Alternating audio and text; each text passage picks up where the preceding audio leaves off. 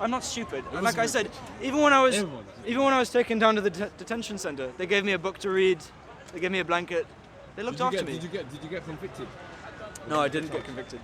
The point is that I'm well aware that Britain's in many ways a much better place to live in than Russia. It's an obvious point. I don't know why you bring it up constantly. Then why do you have to bring up, oh, okay, it's much braver to speak against your own country, to speak about the flaws of your own country. No, it's not.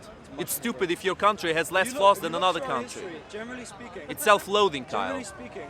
Yeah, I agree with that. It's only self-loathing if you identify yourself so much with your state that to criticize your state is to be self-loathing. I think I have a healthy detachment from my government. I can see that it does good things for me, and then I also am aware that it's not me. Sorry. Forget. It's easy for someone to be detached from a country. It's government's doing. I don't see it as a self-loathing. It's such an obvious thing to me. We don't praise Chinese intellectuals who criticize the British government. We praise the Chinese intellectuals who criticize the Chinese government for its human rights abuses. Likewise to Britain. There's nothing particularly interesting about a British intellectual, a journalist, or a commentator, or someone saying how bad the Russian government is. It's not that interesting. Okay? It's the more brave step to take, and the more, in my opinion, more ethical, more moral thing is to focus on holding your own government to account more than criticizing another distant nation. I totally agree with that. And by pointing out crimes of the British state, you're not saying that the Russian state doesn't commit crimes. You're not saying that they don't do bad things. Of course they do. But you focus your energies. I only have so much energy and time in the day to read about what's going on in the world. I can't read about everything.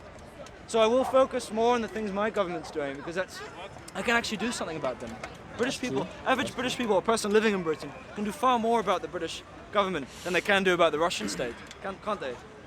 For example, this very dangerous tactic of expanding NATO right up to the border with Russia and playing war games, which is what America's doing, playing war games right on the border in places like Romania. If you're someone getting up at Speaker's Corner saying that's a bad idea, that's very provocative, you're poking the Russian bear.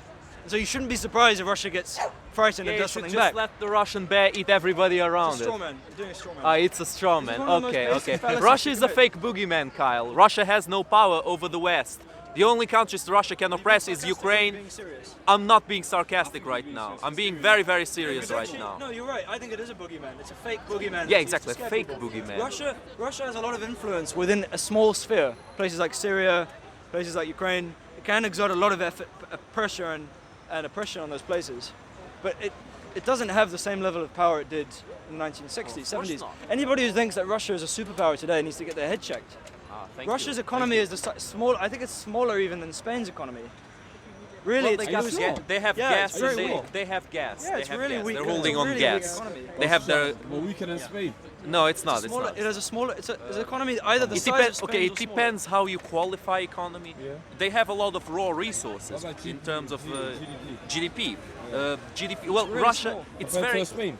Yeah. Look, no. GDP Compared to is Spain, it's roughly difficult the to same say size. because there's a lot of inequalities in Russia. Like there's really rich people who are hiding up the GDP, and there's really poor people who put the GDP down. So it's difficult to talk about GDP. Anyway, that's good. But in terms of wealth, Russia has gas, so we can't really compare it to Spain, man. Come on, It has a lot of natural resources. No, the larger point that Russia is it's being used as a boogeyman to scare the Western public.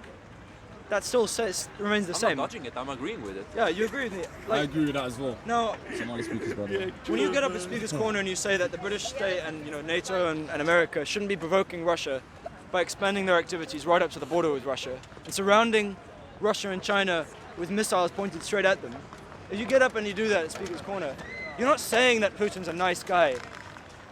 When you say that I understand Putin's fears about being attacked, you're not saying that he's a nice guy and that you think what he's doing is good.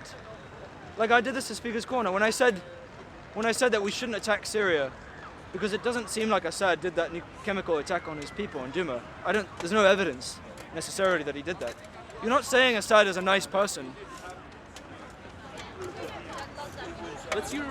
For me, it's a very elementary, basic thing to point out. Yeah, a lot of British people I've spoken to, they get very emotional when you say this at Speaker's Corner. They think, oh, you must be anti-British. Well, no. Or you must be an Assad apologist. Yeah. Or you must be a stooge for Putin. Yeah. It's kind of ridiculous ad hominem. So I don't know where it comes from. It's like if you see someone committing a crime and you think, well, it's a terrible crime they've committed, but I see why they did it. They maybe had a bad childhood. They didn't really learn right from wrong properly. Maybe they haven't got adequate nutrition, so they can't think clearly, so that they're making these bad decisions. It's not saying that the crime was a good thing to commit.